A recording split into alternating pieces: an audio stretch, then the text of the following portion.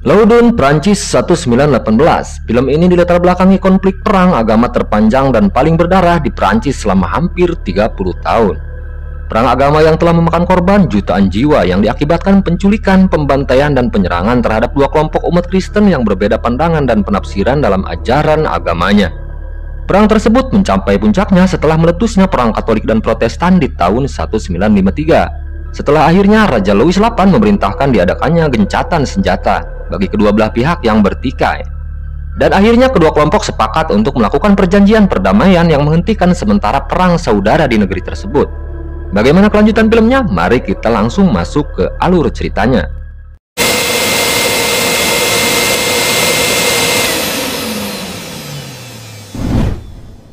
Film dibuka dengan diperlihatkannya sebuah kota bernama Loudun. Terlihat seorang pendeta dengan semangat berapi-api menyuarakan perdamaian di kota tersebut. Dia adalah Pendeta Granier, pemimpin gereja bagi para pengikut Huguenot di kota yang menjadi basis umat Protestan.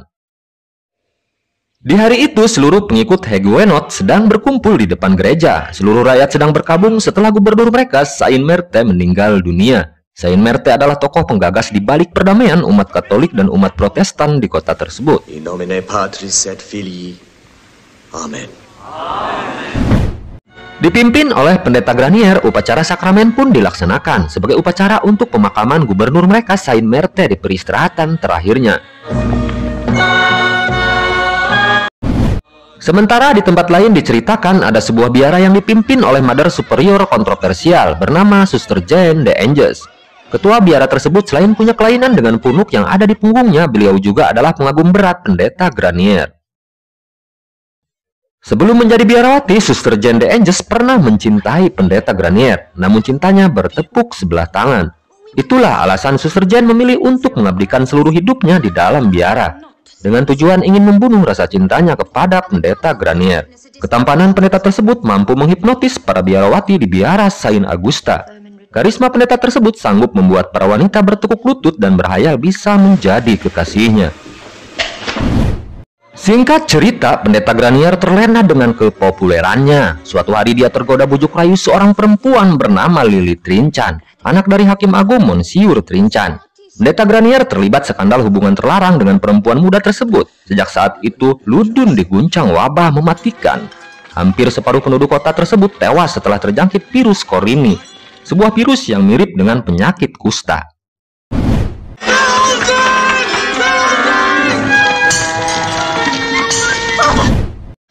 Suatu malam, Pendeta Granier diminta tolong oleh seorang perempuan cantik bernama Madeleine Debrow. Madeleine lahir dari keluarga Protestan yang taat. Dia menangis saat tahu ayah ibunya sedang sekarat setelah terjangkit oleh wabah virus yang mematikan. Namun sayang, kedua orang tuanya tak bisa ditolong. Madeleine Debrow akhirnya harus kehilangan kedua orang tuanya. And the sins that she has committed in this life, and although to this world she is dead. Disibukkan dengan kondisi kota Loudun yang diserang wabah aneh, Pendeta Granier harus kembali mendapat masalah. Kali ini hubungan gelapnya dengan Lily Trincan diketahui oleh ayahnya, Hakim Agung Monsieur Trincan. Dia pun melabrak Pendeta Granier di benteng kota Loudun. Sang hakim memaksa pendetanya agar mau bertanggung jawab menikahi anaknya yang diketahui tengah hamil muda. Dengan alasan sibuk karena mengurus wabah di kotanya, Pendeta Granier menyarankan hakim tersebut untuk mencarikan laki-laki lain yang mau menikahi anaknya. Mendengar jawaban Pendeta Granier, Monsieur Trincan terlihat emosi karena merasa terhina. Dia pun mengajak pendeta tersebut untuk berkelahi dengannya. Hakim Monsieur Trincan akhirnya berencana melaporkan Pendeta Granier ke Paus dengan tuduhan telah melakukan pelecehan seksual kepada anaknya. Di pagi harinya, sang Pendeta Granier dibantu oleh Pendeta Mignon tengah mendoakan dan menguburkan mayat-mayat yang tewas. Dia kembali bertemu dengan Madeleine Debrow, wanita cantik yang telah kehilangan kedua orang tuanya. Dari sanalah Pendeta Granier melihat tatapan seorang perempuan yang bisa menyentuh hatinya. Pendeta Granier telah jatuh cinta sama Madeleine Debrow, seorang perempuan cantik yang berasal dari keluarga Protestan yang taat. Suatu hari dalam pengakuan dosanya, Madeleine Debrow membuat permohonan penebusan dosa di depan Pendeta Granier. Kalau selama ini dia mencintai pendeta tersebut. Karena merasa berdosa, Madeleine meminta pengampunan agar dia bisa dimaafkan karena telah mencintai seorang pendeta. Untuk menebus dosanya, Madeleine berniat mengabdikan hidupnya di biara Saint Augusta. Pendeta Granier pun terlihat kaget. Dia tak menyangka Madeline, wanita yang dia pikirkan, ternyata mencintainya. Sang pendeta pun menyuruh Madeline Debrow untuk pulang ke rumahnya. Setelah pengampunan dosa selesai, dia berjanji akan menemuinya. Pendeta Granier akhirnya menemui Madeline Debrow. Pendeta Granier melarang wanita yang dicintainya tersebut untuk mengabdikan seluruh hidupnya di biara Saint Augusta. Pendeta Granier beralasan dia sangat membutuhkan tenaga Madeline untuk membantunya merawat korban yang masih selamat dari wabah, dan membantunya agar kota Ludun bisa normal kembali seperti semula. Pendeta Granier tidak sependapat dengan pemahaman gereja pada saat itu, yang menuntut setiap perempuan harus mengabdikan seluruh hidupnya di biara, agar bisa menjaga kesucian untuk menjaga nama baik dan kehormatan keluarganya. Baginya, mencintai Tuhan bisa dengan cara lain, karena Tuhan tidak akan meninggalkan umatnya yang memilih menikah dan hidup di luar biara. Setelah mendengar nasihat dari pendeta Granier, akhirnya pemikiran Madeline jauh lebih terbuka, dan kedua pasangan yang awalnya beda pemahaman tersebut akhirnya menikah di gereja. Setelah pendeta Granier menyatakan keinginannya agar Madeline Debrow bisa mendampinginya untuk membangun kota Ludun di bawah kekuasaannya. Amen. Singkat cerita, setelah pendeta Granier menikah dengan Madeline Debrow, Hakim Agung Baron de Brademont mendatangi kota Ludun dengan alasan diperintah langsung oleh Raja Louis VIII. Dia ditugaskan untuk merobohkan benteng di kota Ludun. Karena pihak Katolik dan Raja Louis VIII khawatir kota tersebut disusupi oleh pengikut Huguenot yang berbahaya, salah satu kelompok garis keras umat Protestan yang selama ini berperang dengan umat Katolik. Namun penghancuran benteng tersebut berhasil dihentikan oleh pendeta Granier setelah dia mengambil surat kuasa yang ditandatangani oleh Saint Marthe sebelum wafatnya, bahwa pengelola benteng tersebut dikuasakan kepadanya. Setelah perjanjian damai umat Katolik dan Protestan telah disahkan oleh Raja Louis VIII, sampai menunggu kedatangan hari proklamasi kerajaan. Musuh utama pendeta Granier sebenarnya adalah pemimpin Dewan Gereja Katolik bernama Kardinal Richelieu. Dia adalah aktor di belakang layar yang menghasut Raja Louis VIII untuk menumpas komunitas gereja Protestan pimpinan pendeta Granier di kota Ludun, yang dianggap berbahaya karena akan menjadi basis besar umat Protestan di kota tersebut. Gereja Katolik tidak menginginkan paham Protestan berkembang pesat di wilayahnya.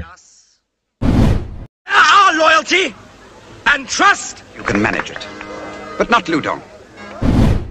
Sementara di biara Saint Augusta, sepeninggal pastor pembimbing mereka, pendeta Mosaul, ibu superior atau kepala biara Suster Jane de Anges mencoba mengirim surat undangan buat pendeta Granier. Kepala biara tersebut berharap pendeta Granier bisa menjadi pastor kompresor mereka yang baru untuk menjadi pembimbing biara Saint Augusta. Dengan demikian, dia bisa bertemu langsung dengan sosok laki-laki yang selama ini sangat dicintainya. Anehnya, saat kepala biara tersebut teringat dengan sosok pendeta Granier, keteguhan imannya harus kembali goyah. Saat iblis terus menggoda dan ingin menjerumuskannya dalam kubang dosa. Saat situasi sepi, pikiran mesumnya kembali datang. Karena sudah tak mampu menahan hasratnya, Suster Jane dengan nekat melakukan perbuatan tercela di dalam biara.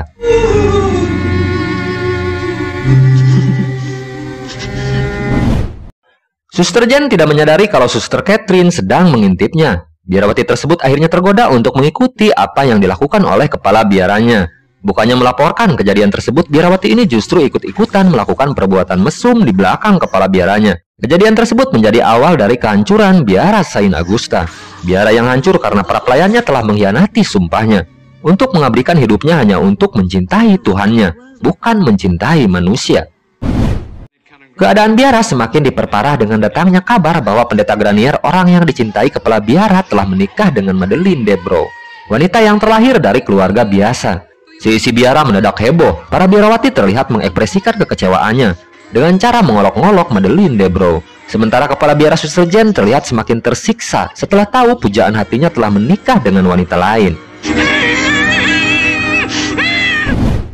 Di suatu hari, Madeline Debrow kembali mendatangi biara Saint Augusta untuk mengembalikan kitab yang diberikan oleh Suster Jane untuk dipelajari olehnya. Madeline Debrow sebelumnya diketahui berniat ingin mengabdikan seluruh hidupnya di biara tersebut. Namun dia memutuskan untuk mengurungkan niatnya setelah menikah dengan pendeta Granier. Karena dibakar api cemburu buta, kepala biara Suster Jane justru menyambut kedatangan Madeline Debrow dengan bertingkah kasar. Dia menarik dan menyiksa istri pendeta Granier tersebut dan mengusirnya dari biara. Kelakuan para biarawati di biara Saint Augusta semakin menjadi-jadi. Setelah tahu undangan kepala biara ditolak mentah-mentah oleh pendeta Granier, dia justru mengirim pendeta Mignon untuk menggantikan pastor Mosaul sebagai pastor pembimbing biara Saint Augusta. Kekecewaan terlihat jelas di wajah pemimpin mereka, Suster Jane de Anges.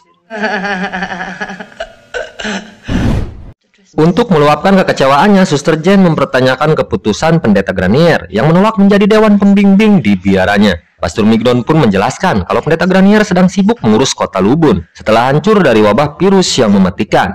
Karena penasaran melihat kepala biara tersebut selalu membicarakan sosok Pendeta Granier, Pastor Mignon pun mencoba mencari tahu alasan dibalik keinginan Suster Jane yang bersikeras menginginkan Pendeta Granier yang menjadi dewan pembimbing mereka.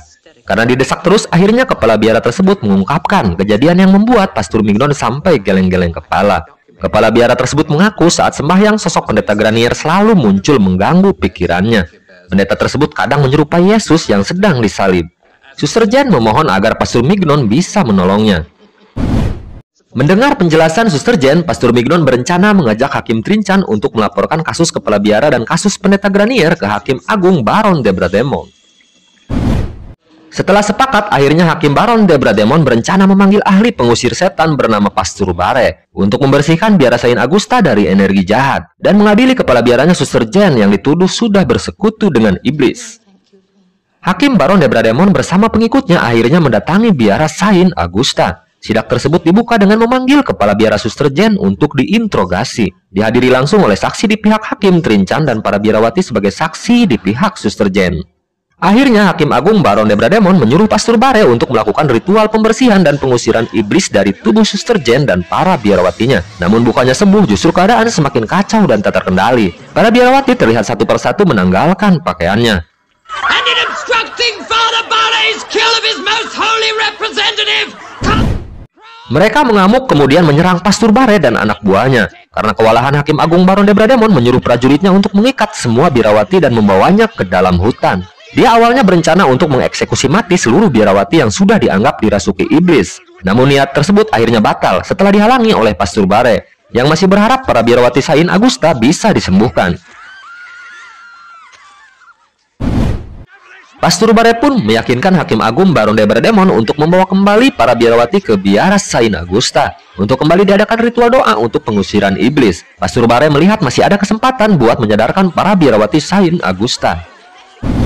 Saat ritual pengusiran iblis dilakukan, tiba-tiba Pendeta Granier muncul di hadapan Hakim Agung Baron de Brademont. Kemunculan Pendeta Granier sebagai upayanya untuk meluruskan tuduhan orang-orang yang menganggapnya sebagai pendeta aliran sesat yang mempunyai ilmu sihir. Dengan tuduhan tersebut, Pendeta Granier khawatir Raja Louis VIII akan menangkap dan mengeksekusi pengikutnya di kota Ludun. Dengan akal liciknya, Hakim Agung Baron de Brademont berjanji untuk tidak menyerang umat Protestan di benteng kota Ludun. Dengan syarat Pendeta Granier mau menyerahkan dirinya untuk ditangkap dan diadili di pengadilan agung gereja Saint Vitus sebagai jaminan agar para pengikutnya tidak ikut diserang oleh pasukannya. Dengan lantang, Pendeta Granier pun setuju dengan syarat yang diberikan oleh Hakim Agung Baron de Brademont. Sambil berteriak, Pendeta Granier memohon agar para suster Saint Augusta diberi pengampunan. Ending cerita film ini memperlihatkan saat digelarnya sidang kasus Pendeta Granier di hadapan pengadilan tinggi gereja Saint Vitus. Segala tipu daya dan fitnah keji dilontarkan oleh Hakim Agung Baron de Brademont untuk menjerat Pendeta Granier agar dihukum seberat-beratnya. Tuduhan tersebut adalah bagian dari rencana Hakim Agung tersebut untuk melemahkan penganut Protestan di kota Ludun. Setali tiga uang dengan Hakim Baron de Brademont, seluruh hakim pengadilan tinggi gereja Saint Vitus sepakat menjatuhkan hukuman mati terhadap Pendeta Granier. Kehidupan pendeta malang tersebut akhirnya harus berakhir dengan cara yang mengenaskan. Pendeta Granier dihukum mati dengan cara dibakar hidup-hidup di depan para pengikutnya. Strangle you. It will be quick, I promise you. And I have spoken the truth. That's what you promised me.